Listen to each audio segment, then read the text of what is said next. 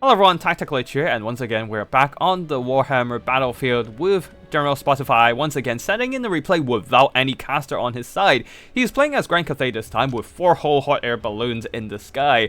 Leading the army is a Lord Magistrate on his Sky Lantern, another Sky Lantern plus 2 more Sky Junks. So a lot of firepower in the skies protected by the Righteous Lances of Waging, especially with those rocket launchers of the Sky Junk. So really good at killing enemy archers. And on the ground, because all that money going into the expensive Air Force, there's not a whole lot of budget left for the ground force. Only some peasants. They are triple chevroned up to give them a bit more melee stats and leadership, backed up by a bunch of peasant archers surrounded by Iron Hail gunners, packing a lot of firepower, but will have leadership issues once the ground forces runs out. We shall see if the Grand Cathay ground forces can handle the melee rush of the Wood Elves here, who are going very heavy into the melee component there. Dryads, War Dancers, 3 of them in fact, and a bunch of Wild Riders, Stag Knights, and also Glade Riders to disrupt enemy backline, shut down enemy mobility, and of course chase down routed units. Leading the army is a Tree Papa Durthu here, coming in with Flock of Doom and Sword of Dave. That's it for the army builds. Now let's get a battle started and see if the Grand Cathay's Air Force can outlast the Wood Elf Glass Cannon melee troops. Battle begins, and the Dryads are immediately receiving a volley from the Skyjunk rockets. There being a Vanguard deployment unit, they are already in range of the enemy artillery. On the flanks there, the Wood Elf mobility are pushing up, knowing that the Grand Cathay army just don't have the tools to stop them pushing in with all their mobility. They can provide a lot of overwatch fire and do devastating damage, especially with the Iron Hail gunners. However, they themselves have little hope of stopping the enemy from sweeping in and shutting them down. Just like these Iron Hail gunners getting hit by a Sword of Dave and probably a Flock of Doom soon. And the Dryads plus Wild Riders will be charging in to shut them down. One thing to note is that there is a second line of Iron Hail gunners providing that overwatch fire, and also on top of that the shield breaker effect from all those crane guns on the hot air balloons, reducing the missile block chance on the Wild Riders with shields, boosting the damage of the Iron Hail gunners. However, they can't fire for long either, as there's a lack of melee units nearby, and the Great Stag Knights have charged in, shutting down these Grand Cathay missile troops. Righteous Lances of Waging are trying desperately to stop the enemy melee push and trying to do some counter-punching damage with a counter charge and their anti-launch bonus. However, there's only so much one unit can do, as Durthu himself is also in the fray, terrifying those Iron Hail gunners and peasant archers away. Now on the other side, these Great Stag Knights took a lot of damage from the enemy overwatch fire. However, more Wild Riders and Glade Riders will be in to shut down the rest of the missile components. You can see the Grand Cathay ground troops are already in quite a bit of trouble. Their limited peasant long spears are all otherwise occupied, and a lot of their missiles are completely exposed to the swarm of enemy melee troops, some of them already breaking and routing. More Flock of Dooms coming in to drain down enemy units, although this Flock of Doom seems to miss their units by quite a bit. Only 2 units are getting hit by 1 spell. Probably could have used a little bit more efficiency there. While in the front line there, you can see those peasant archers are now being shut down as well. More Wild Riders, Glade Riders, War Dancers, they're all piling in. Although that also makes them very vulnerable targets to point blank rocket launching.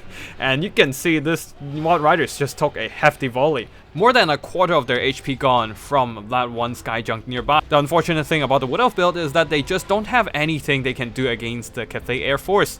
There's no missiles, there's no flying units. All they can do is try to eliminate the enemy ground forces ASAP. Try to force the Grand Cathay army to break with the lack of ground units morale penalty before being defeated by aerial bombardment. Some of these Wild Riders are starting to rout from the enemy's suppressive firepower. War Dancers still duking it out against the Peasant Long Spears, who are buffed up by that Harmony of Yang, and still holding and attritioning down those War Dancers in melee combat. On the far side there, Righteous Lances of Waging are just pinning down on those Great Stag Knights there. They're probably gonna lose this fight, but if they can buy enough time for another volley from this tattered unit of Iron Hail gunners to fire in, that might just break these Great Stag Knights and make the death of these final Great Longmarch Riders worth it. Yep, looks like they're breaking. On the far side, Great Stag Knights and Wild Riders have been chasing down routed missiles on the Grand Cathay side.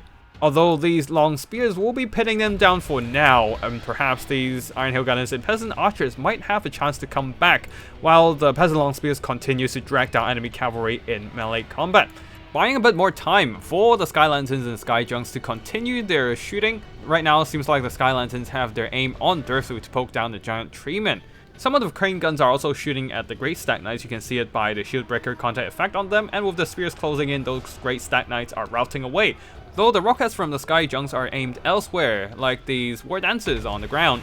While Flock of Dooms are now trying to drain down enemy peasant archers, and another deadly volley from the Iron Hail Gunners, chipping down these wild riders from afar, and more rockets into the war dances, and doing some really solid damage overall. There's a very healthy, almost untouched unit of Glade Riders forgotten to the side. They need to move away because those Peasant Long Spears are coming in to drag them down, and they definitely do not want to take any unnecessary attrition damage. Anyways, in the front line, some Glade Riders, they're tattered, but more than enough to take down the Iron Hail Gunners, while Durfu is just kind of sitting around on the ground, not really having a good target to fight. And yeah, just taking a lot of damage from the enemy crane guns, while all the Great Stag Knights, Wild Riders, Glade Riders, the mobility of the Wood Elves are doing all the work here, trying to chase down every single scattered element of the Grand Cathay army there, trying to eliminate all the ground forces so that lack of ground units leadership penalty can start ticking in, because right now the units are still there, still fighting on the Grand Cathay side, and that means the Sky Junk Sky Lanterns are free to just sit in the skies and keep firing away. Oh, it looks like there is one final righteous lance, not lances anymore, just lance of Wei Jing, charging into these dryads, pinning them down temporarily, allowing the Iron Hail Gunners to get a couple more volleys off onto the enemies, buying them time to peel off these Glade Riders and perhaps turn around to shoot at these dryads again. But unfortunately, here's a friendly volley from the Sky Junk. That was probably the straw that broke the camel's back, as the Iron Hail Gunners are routing away, being hit by friendly fire, and on top of that, enemies nearby, the Dryads will be swooping in to chase down all these routed missiles. Now, Durfu originally being a melee powerhouse, unfortunately he just doesn't have any targets to engage right now. The Grand Cathay units are either running for the hills or in the skies, all out of his reach, so Durfu has been demoted to a missile target practice. Durfu, while having missile resistance and physical resistance, he definitely did not enjoy being poked down by those armor-piercing crane guns. Durfu, the size of a house and slow movement speed both combined, makes him a very, very easy target for the crane guns to land hits on, and on top of that, despite his physical and missile resistance, the armor-piercing damage of the crane guns really does add up. The Wood Elf mobility are trying their damnedest to just clear out all these routed Grand Cathay troops, but even if they're routed, they're still counted as ground units on Grand Cathay's side, and that's why the leadership penalty isn't kicking in just yet. The Sky Junk Sky Lanterns are still free to just sit around and just keep firing away. These Glade Riders probably might want to just get out of the range of these rockets here, but unfortunately they are a little bit too late to maneuver away and just taking more and more damage from those long-range firepower. While Durfu moving so slow, he can't even shrug off those Sky Lanterns at this point. Yeah, just keep getting poked down right now and taking more and more damage. However, that should be all for the ground units, and the leadership penalty is starting to kick in on the Sky Junks and Sky Lanterns. You can see the enemy is in control of the battlefield. You must attack by land. But the problem is Sky Lanterns and Sky Junks can't land, so they're just going to keep eating that leadership penalty without any recourse. However, that passive Eye of the Dragon here is doing a lot of heavy lifting here. +4 leadership here, and might just be able to buy them a second or two in staying on the battlefield. Anyways, the Sky Lanterns continues to fire away here. Durfu is getting lower and lower, but time is not on anyone's side. As time goes by, Durfu's health gets lower and lower from the crane guns, but at the same time, the leadership of these hot air balloons are getting lower and lower, but winning current combat, having just way more balance of power, and on top of that, the Eye of Dragon is barely keeping these Grand Cathay hot air balloons in the fight there. 13 leadership now, they're going into the single digits. It might just all comes down to the winning current combat to keep these Grand Cathay units alive at this point. 10 leadership on the Lord Magistrate. Yeah, 10 leadership on the regular Sky Lantern as well. Things are wavering on the Grand Cathay side. You can see the flags the banners are flashing white. Down to 10 leadership still. The leadership hasn't ticked for a while, down to 90 leadership.